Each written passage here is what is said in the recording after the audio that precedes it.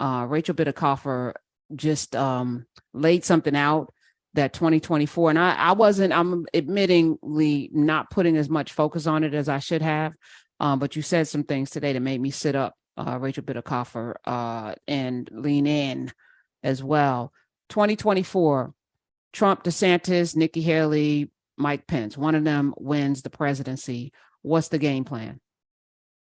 I think this is very clear, and I think we have to believe people when they show us who they are. When we're talking about a party that tried to overthrow the government, didn't apologize, and then obstructed the justice in it, they're using the committee process to investigate the investigators for their own crimes to obstruct justice. So we need to take these people seriously.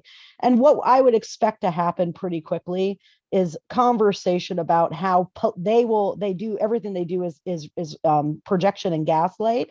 So keep in mind as I make their argument that that's what I'm presenting their logic. So what they're going to argue is that there's a big deep state conspiracy, that the bureaucracy has been invaded by Democrats and socialists and woke left mobbed, right? And there already is conversation amongst the like lower end of the media sphere for the Republican orbit about repealing the Civil Service Protection Act. Okay. Now, granted, you would think, okay, well, they have to have control of the House, the Senate, and the presidency to do anything radical. Well, number one, if a Republican president wins, it's almost certain that they would coattail, what political scientists call coattails, control of both of those chambers. The House map is very favorable to Democrats if Biden wins and is performing well, but it could easily flip the other way. And the Senate is going to be a real lift. So if they were to be able to pick up the trifecta under, say, a President DeSantis, under a mandate that they'd be riding from winning power, it would be very similar to how the Third Reich came about. The Nazis didn't seize power. They won it democratically and then used that power quickly to change and consolidate their power so that nobody could question their authority. And one of the ways that they did that, frankly, was to make certain parts of the Reichstag there, which is their parliament, illegal. So they banned all the communists from being in the parliament, came after some of the political parties. And once you had control, they had control of the parliament, they passed the Enabling Act, and people get stuck on that part. Hey, well, the German Reichstag voted in the Enabling Act after the Reichstag fire to, empower Hitler, but they leave out the part, yeah, but that is not a vote that could have passed if they had not arrested all the communists. And back then in Nazi Germany and in the 1920s and 30s, both communism and fascism as political movements were fairly robust. And in Germany, communism wasn't some, fake rhetorical gaslight buzz word that Republicans used to win political debates. There was a real robust communist movement. It was, coming within 10, 15 years of the Bolshevik Revolution in Russia. Communism was being put forward as a viable alternative to capitalism. And there was a real fight in Europe, Eastern and Western Europe, as to which direction or which system to pursue. So, it's really important for people to understand our parchments, our laws, and bills can protect us only so long as the people that are tasked with enforcing, protecting, and abiding by them agree with the norms of not overstretched power. And what we've seen with Republicans, especially in terms of how they're running the House of Representatives this time, we've never had a House run like this. We've never had a speaker controlled by extremist elements of the party. They've always been more at the mercy or the needs of their what we call marginal members, the members that won in the swing races that make up the majority. This is a completely inverse scenario where McCarthy is really much more beholden to the MAGA base than he is to the much smaller portion of moderate Republicans that are left out there. And it would not take a lot for a president to find an excuse. I think it would be a national emergency, something along those lines that the Germans used to start needling away at our federal protections. And frankly, the court is very bad. The situation in the Supreme Court and the federal courts from all these Trump appointees is bad.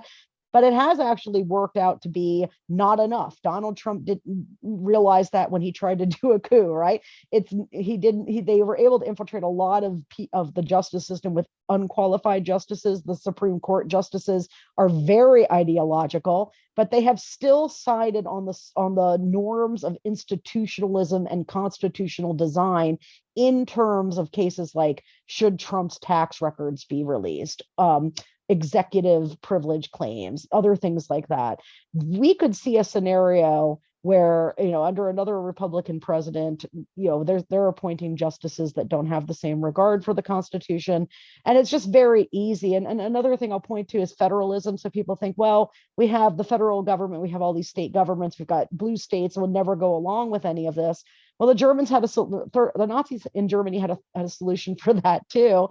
And what it was to revoke federalism. They basically kept the state system, so the administrative components of states, because it's very hard to run a large country. You need desegmentation into states, but they solved their problem by centralizing all the state governors under Third Reich. So the orders came from centralized Berlin, from the federal government, and they were administered down through these Third Reich state governors. And that's certainly something that we could see here. Obviously, we're talking about apocalyptic scenarios, right? And scenarios that I don't imagine the other half of America would take sitting down. So that's also potentially bad. We want to make sure that we do everything we can to put the Republican Party down in this 2024 cycle and force it to have a come to Jesus moment. It needs a reset. It's a reset that can only happen internally. And the only way to deliver that reset is for rejection, a strong rejection out of the ballot box. We already saw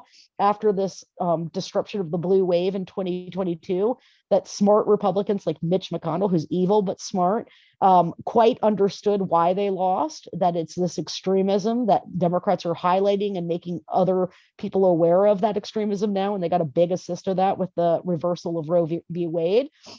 But I think that there is an element of the Republican Party would love to triangulate right now. They would like to put Trump behind. And although they're still always going to have all of the Republican character traits that Democrats dislike and hate, they're still institutionalists that believe in the rule of law and the constitutional order, right? So, anything that we can do to help keep the power of the federal bureaucracy away from the Republican Party, why they continue to be talking openly about national divorce and using the power of the House to obstruct justice into their own crimes, is probably pretty prudent, especially when you consider how much of their rhetoric is really designed to promote this idea that white people are under attack by efforts to address racism. Well, we're going to have you keep coming back to beat the drum, to beat the drum, to beat the drum. And I'm going to do a better job of not opening the doors to have these conversations, albeit valid, that will undermine the efforts in 2024 because too much is at stake.